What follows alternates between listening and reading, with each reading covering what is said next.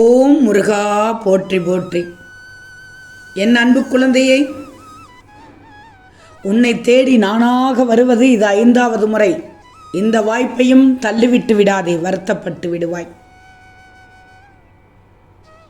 என் தங்கமே, இங்கு ஒவ்வொருவரும் இன்னொருவர் தலையெழுத்தை மாற்றக்கூடிய ஏதாவது ஒரு செயலை செய்து வருகிறார்கள். ஆனால் என் தலையெழுத்து ஏன் மாறவில்லை என்று என்னிடம் கேட்கிறாய்.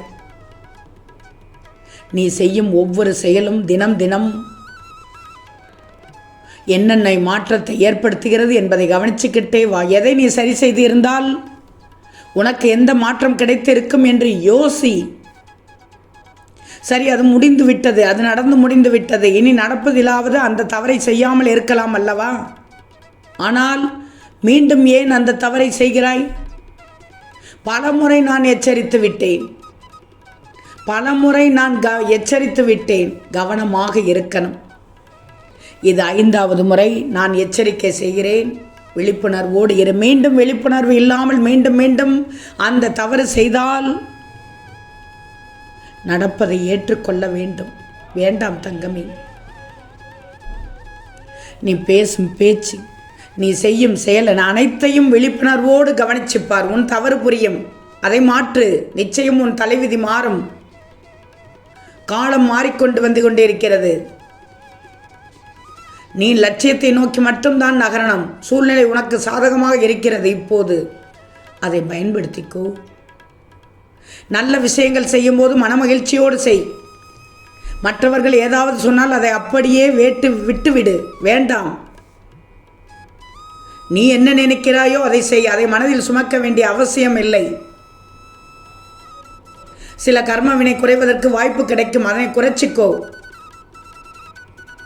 ஒரு சில நேரம் விளையாட்டாக நீ பேசுவது மற்றவர் மனதை நோகடிக்குதுன்னா விளையாட்டாக கூட பேசாதே.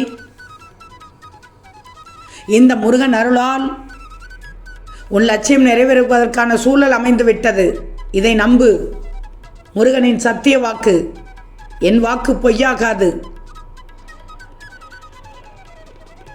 என் பிள்ளையை இவ்வளவு நாளாக யாருக்கும் குழப்பம் வந்ததா? யாரும் குழப்பி விட்டார்களா? பயப்படக்கூடாது. குழப்பம் அடையும் அளவுக்கு அவர்கள் உன்னை குழப்புகிறார்கள் என்றால் அவர்கள் பேச்சை கேட்காதே. உனக்கே தெரிகிறது. கொஞ்சம் காலை பின்னோக்கி வை. அவர்களுக்கு ஒரு மாற்றம் தருகின்ற காலம் வந்துவிட்டது. இந்த காலகட்டத்தை நீ சரியாக பயன்படுத்தி கொண்டால் நீ வெற்றி பெறுவது உறுதி. அதே நேரம் இந்த காலகட்டத்தில் இந்த முருகனின் நாமத்தை உச்சரித்து கொண்டு தியானித்து கொண்டு இருந்தால் கூடுதல் நன்மை கிடைக்கும். நிச்சயம் நான் தருவேன். ஏற்கனவே எல்லாம் சரியாக சென்று கொண்டிருந்த நீ ஒரு சிலவற்றை எதிர்பார்க்க ஆரம்பித்து விட்டாய். ஒரு சிலவற்றை அதிகப்படியான துணிச்சல் கொண்டு அதன் மூலம் செய்தாய். ஒரு சிலவற்றை துன்பத்தை தந்துவிட்டது. ஆனாலும் வேகத்தை குறைத்து கொண்டு பொறுமையாக இருக்க வேண்டும் குழந்தையே. உனக்கு தேவையான மன ஆறுதல் கிடைக்கச் செய்வேன்.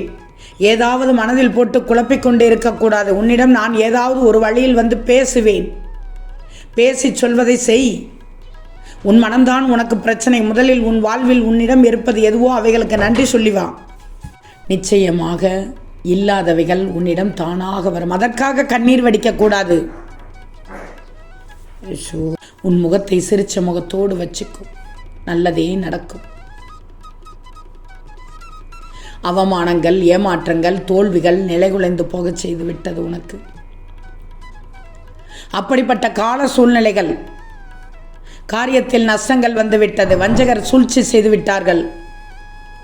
உறவினரிடத்தில் எதிர்ப்புகள் வந்துவிட்டது. நண்பர்களுடைய சூதுகளை பார்த்து விட்டாய்.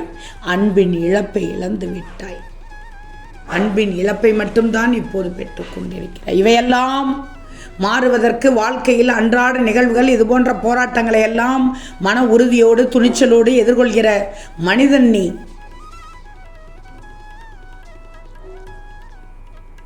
பயப்படக்கூடாது. நீ நிறைய சோதனைகளை கடந்து வந்தே கொண்டே இருக்கிறாய். ஆனால் எதிர்பதமாக விரைவில் மிகப்பெரிய வெற்றியை பெறுவாய். அது பிரம்மாண்டமான வெற்றியாக இருக்கும். கண்மணியே, ஆனால் இதற்கு நீ மேலும் என்னால் முடியவில்லை என்று சொல்லக்கூடாது. நிச்சயம் நீ சாதனை புரிவாய். தன்னம்பிக்கையோடு இருக்கணும். எப்போதும் வாழ்க்கை வழுக்கிக் கொண்டே இருக்குமா? வழுக்கினால் எழணும், அடுத்து வழுக்காதபடி நடந்து கொள்ளணும். அதுதான் வாழ்க்கை. நான் சொல்வதை உதாசீனப்படுத்தாமல் ஏற்றுக்கொண்டு எதை நடைமுறைப்படுத்த வேண்டுமோ அதை நடைமுறைப்படுத்து. நீதான் பின்னாளில் சாதனை படைக்கப் போகிறாய் என்று நான் சொன்னாலும் இப்போது நீ நம்ப மறுப்பாய். ஆனால் முருகா, நீ சொன்னதுதான் உண்மை என்று என்னிடம் ஓடோடி வருவாய். நேர்மறை எண்ணமும் உன்மீது நீ நம்பிக்கை வைக்கும்போது நிச்சயம் நீ சாதிப்பாய். வேலும் மயிலும் உனக்கு துணையாக இருக்கும் தங்கமே. உனது மனம் வருந்தினாலே போதும். உனக்கு பாதிப்பை தந்தவர்களுக்கான தண்டனையை காலம் கொடுத்தே தீரும். எல்லாம் உடனுக்குடன் நடக்க வேண்டும் என்று நினைக்காதே. தர்மம் தான் எப்போதும் வெல்லும். உனக்கு வேண்டியதை நல்லதை இந்த திருச்செந்தூர் முருகன் உனக்கு செய்வேன். என் முழு ஆசையோடு நீ சகல செல்வங்களையும் பெற்று ராஜ வாழ்க்கை நிச்சயமாக வாழ்வாய். ராஜயோகம் கூடி வரும், செல்வங்கள் குவியும், சுபவேளை வந்து தீரும். சந்தோஷமாக இருப்பாய் தங்கமே. இது நிச்சயமாக நடக்கும். என் தங்கமே, ஒரு நல்ல எதிர்காலத்தை உருவாக்க நீ போராடுகிற காலம் இதுதான். இதில் நிறைய அவமானங்கள் பட்டுவிட்டாய், உணர்ச்சி வசப்பட்டு விட்டாய். அதனால் இதனை நீ வினையாற்றாமல் அமைதியாக கடந்து செல்லணும்.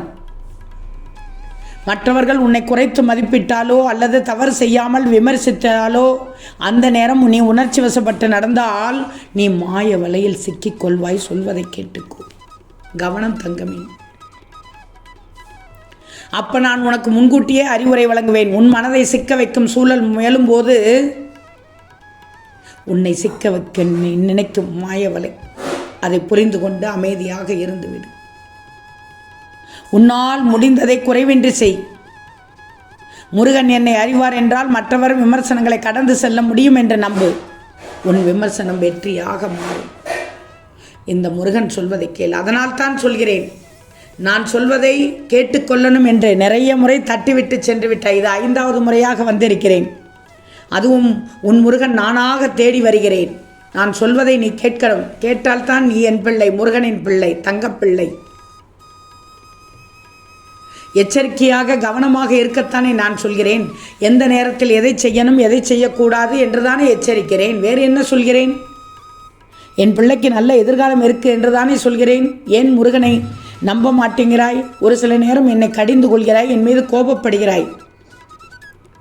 எதை எப்போது செய்ய வேண்டுமோ அதை நிச்சயமாக என் பிள்ளைகளுக்கு தகுந்த நேரத்தில் செய்வேன். ஓம் முருகா போற்றி போற்றி.